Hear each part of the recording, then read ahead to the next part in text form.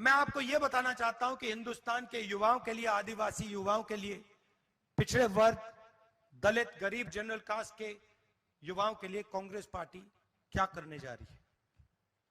सबसे पहला कदम हमने गिनती की है, हिंदुस्तान में 30 लाख सरकारी वैकेंसीज हैं। 30 लाख। मोदी जी इनको भरवाते नहीं है, बीजेपी इनको भरती नहीं है। सरकार में आने के एकदम बाद हमारा पहला काम होगा कि 90% को 30 लाख सरकारी नौकरियां हम दे देंगे।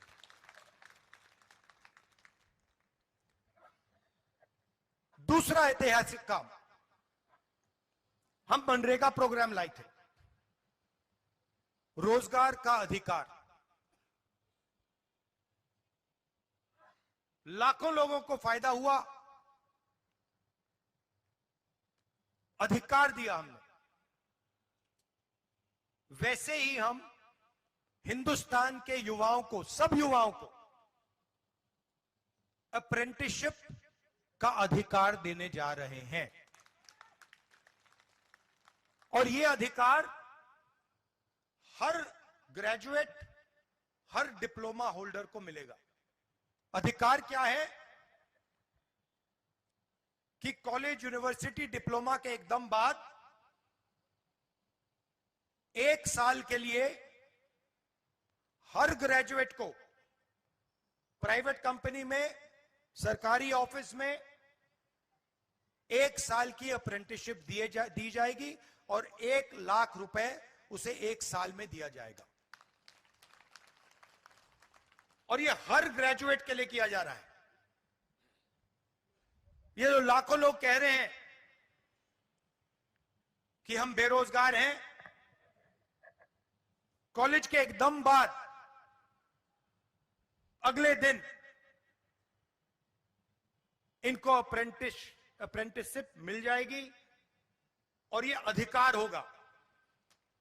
ये ऐसे नहीं होगा कि भैया हमें देना है तो देंगे, नहीं देना तो नहीं देंगे। ये मनरेगा जैसा अधिकार होगा, कानूनी अधिकार अप्रेंटिसशिप का आपको दे रहे हैं। इससे देश में करोड़ों युवाओं को फायदा होगा, ट्रेनिंग मिलेगी और पहला साल का, एक प्रकार से पहले साल का रोजगार मिलेगा। भारत जोड़ो यात्रा में बहुत सारे युवा आए, कहते हैं राहुल जी हमने एग्जाम की तैयारी की, हम गरीब हैं, 3-4 महीने हमने मतलब रात दिन कर दिए, कर दिए। एग्जाम के दिन पता लगता है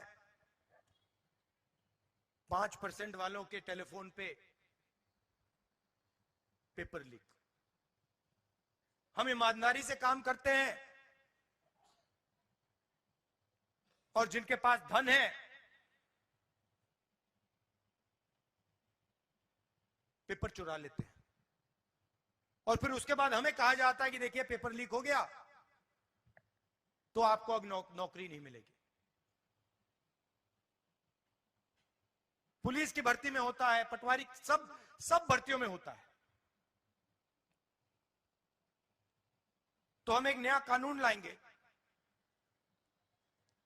पेपर लीक के खिलाफ एक कानून, जिसमें हम एग्जाम दिलवाने का तरीका स्टैंडर्डाइज कर देंगे कि एग्जाम होगा तो ये जो आउटसोर्सिंग होती है, प्राइवेट कंपनी को पकड़ा दिया जाता है, ये आउटसोर्सिंग नहीं होगी। एग्जाम सरकारी संस्था करेगी और इस प्रकार से करेगी। और अगर इस प्रकार से नहीं किया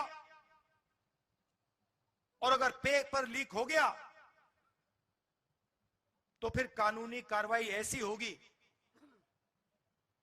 कि दूसरी बार नहीं होने वाला है।